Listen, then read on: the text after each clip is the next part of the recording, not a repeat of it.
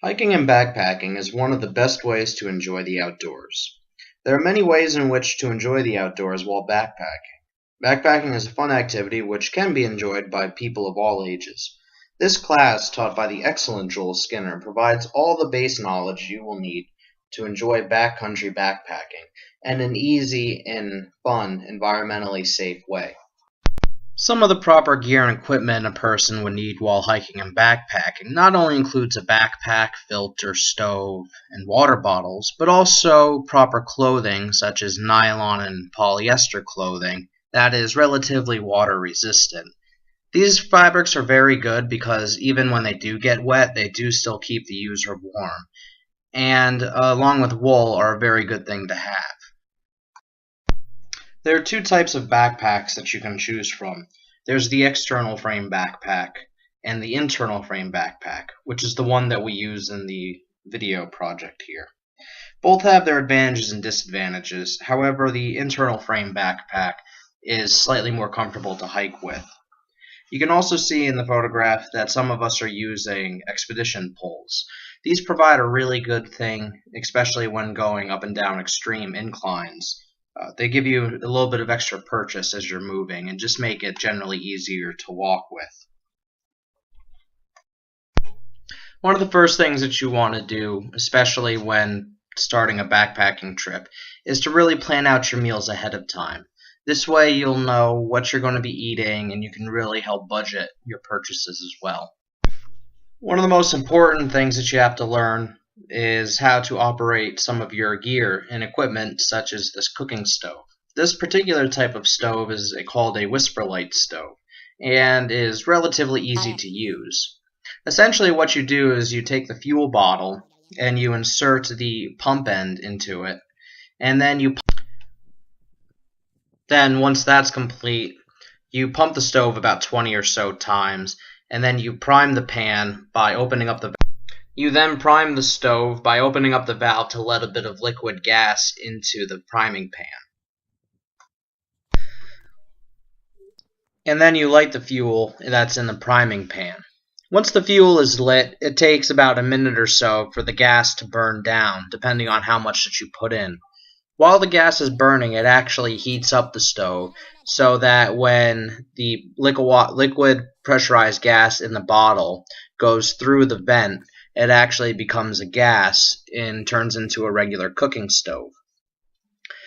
Once you burn down the flame enough and you introduce the vaporized gas into the element, you get a real nice blue cooking flame, which is just like your average gas stove at home. Once this is done, you can then put your food right on top of the stove, and then you set up the heat shield. While the heat shield isn't completely necessary, it does help keep the wind off of the burner, and it does really insulate the heat so that your water boils a lot more quickly. If you're not using completely filtered water or water from a source that you know is completely safe, you always want to boil it before you start cooking, in addition to whenever you want to drink the water or anything such as that. Once your stove is lit, then you can begin cooking your food. You want to wait for the water to boil, which should only take a few minutes depending on what the temperature of the water is. However, once your water is boiling, then you can begin to put your food in. It's always a good idea to include as much food as possible into your meal. And by this I mean that you want to do something called a one-pot meal. So generally a one-pot meal would be a combination of pasta, meats. One example of something that we ate during this time was macaroni and cheese with a little bit of tuna mixed in. One-pot meals can actually taste pretty good, and they're fairly easy to clean up and cook. Pretty much to clean up, all you have to do is once you eat all of your food, you just have to boil some more water and heat up some water in your pot, and then you can use that to scrape away whatever's there. Once your food's all scraped away, then you want to go and scatter that water. And you generally want to walk about maybe 100 yards away from your campsite and just try to spread that water out over much of an area as possible, once you make sure that there's no real pieces left in it that are big enough for animals to eat. Purified water is one of the most important things that you can use and find when you're hiking and backpacking. Purified water is necessary not only for actually drinking, but also preparing your food if you don't want to get sick. One of the things that you always want to make sure of when you're finding a water source is to check around and see if it's relatively clean. You always do want to make sure there aren't any too many dangerous critters and such in there. While you will occasionally see various things like frogs and such, natural wildlife, you really want to try to steer clear from things like dead animals or water that's clearly contaminated. There are several methods you can use to purify your water. One of the most popular methods is to use a water purification pump. And while it does take a bit of work to get this water, it is one of the cleanest bits of water that you can possibly use for drinking. If you're going to be cooking, you can generally just take that water straight out of the source and boil it using your stove or even on an open fire and purify it that way. The third way is to actually use iodine tablets or chlorine tablets. And by using this, it usually does leave a little bit of an aftertaste in the water, but you can usually fix that using water flavoring or even putting tea or something like that into your water supply. While one of the benefits of planning your own hiking and backpacking trip is that you can select where you want to go, you do want to make sure that you're at least in somewhat good physical condition. So you do always want to remember to try to keep in pretty good shape. Generally, in the weeks before you actually go on a trip, I recommend either going to the gym and just walking a little bit on the treadmill, or even just walking around the block a couple times just to get yourself ready. When it comes to actually walking and hiking on a trail, especially in groups, you always want to remember to stick to the trail.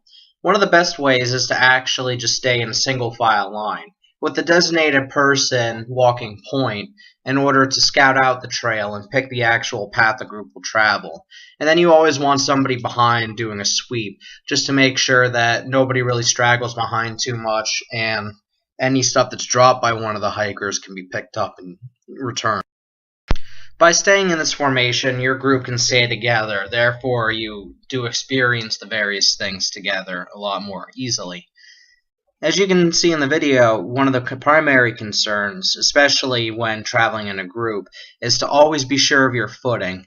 And while it may be necessary to break up from the single file path a little bit when going downhill like this, it is always a good idea to try to plan your route around the established trail and other landmarks such as a bridge for stream crossing. That way you can really minimize the impact on the environment. When you do take a break for any reason, whether or not it's just to rest or to admire the landscape, you do always want to make sure to pull off to the side and leave the main trail open for other users and not really block the trail for anybody.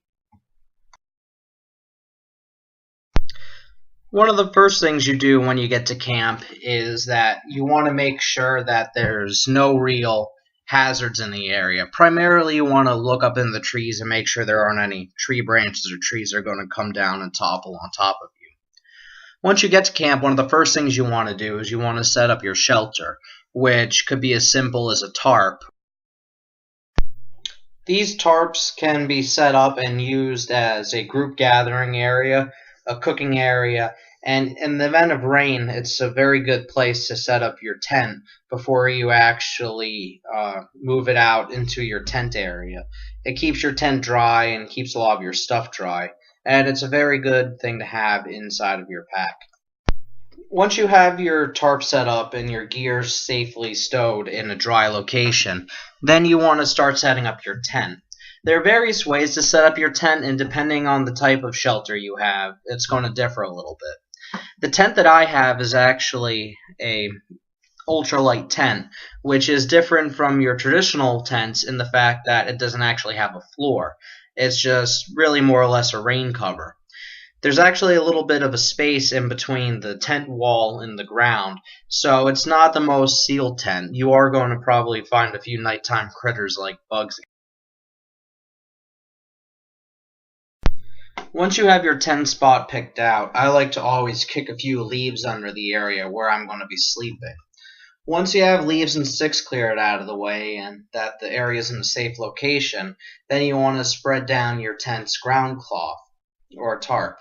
Once that's done, you just spread your tent over the area and you begin to put it in and stake it out.